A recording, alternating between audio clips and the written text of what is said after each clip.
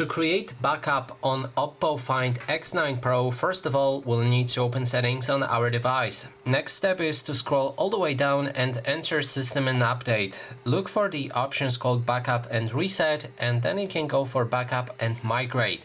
There's two options here, Clone Phone, which will migrate data from this device to another device. So you can click on it and instantly clone your Find X9 Pro to another device.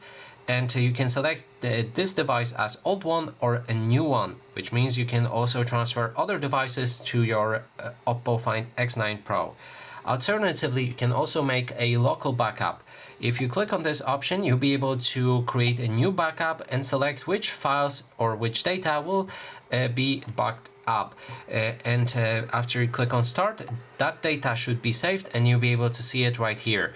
Then you can transfer this data to your flash drive or PC and always recover it. And that is basically everything. Thanks so much for watching.